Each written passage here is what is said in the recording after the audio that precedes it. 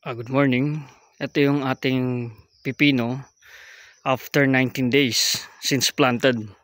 So direct seeding ang ating method na ginawa. And after 3 days or 4 days, nag-sprout na sila. And then ayan na. Unfortunately, nung nagtanim tayo, kinabukasan umulan ng sobrang lakas. So yung iba na wash out. Dinaanan ng tubig yung iba. So namatay, nawala. Pero ayan na sila. No, may tendrils na sila. So aakit na yan. Ayan o. So wala pa tong fertilizer. Walang pesticide, wala lahat. So tinitignan pa natin. Pero I think maglalagay na tayo ng combination ng 1620 and 0060. No? Or ammonium phosphate and muriate of potash.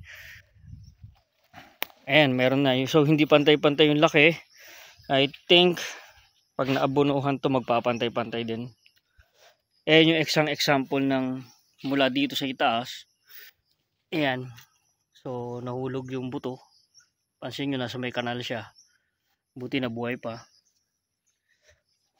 And ayan. Ito malaki na oh. So matataas na sila. Ilan yan? 1, 2, 3, 4, 5. 5 na yung dahon. So maganda na yung bigyan fertilizer. Maakit na sila.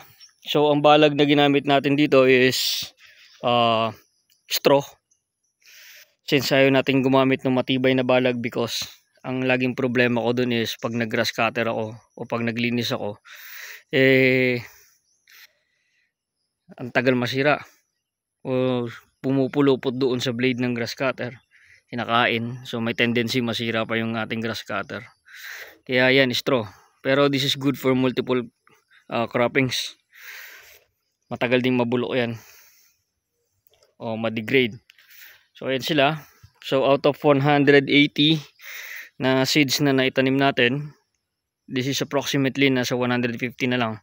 Nasa 30 yung ating na wash out. No?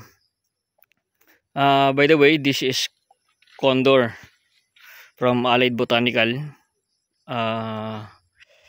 Super C F1 na cucumber. So mabilis lang to. Mga ilang days lang nasa taas na to. And 45 days after planting, I think may bunga na sila. Depende sa variety. So tingnan natin to kung ilang days to. Since naglalagay naman tayo ng ng record. Nagre-record tayo ng ating activity. So this is just a trial, no? Once na maging successful to, siguro magdagdag tayo by December. Baka kaya pang magpasunod ng isa pang cropping, or maybe by November hanap tayo ng area na at least mga 2,000 square meter. Taniman natin ng marami. And depende kung magkano ang bentahan sa ating market.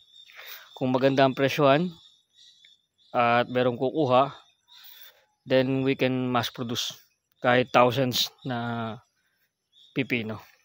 No, madali lang naman. So update ko kayo next vlog pagdating sa fertilizer application and pest management. So far walang peste. I don't know why. Walang kumakain ng dahon. Merong pangilan-gilan. Ayan. Pero so far so good. Magandang result, no? Kasi itong lugar na to matagal to hindi nataniman, mga 2 years bago nataniman. Tingnan natin. So that's it. Thank you for watching. Bye bye.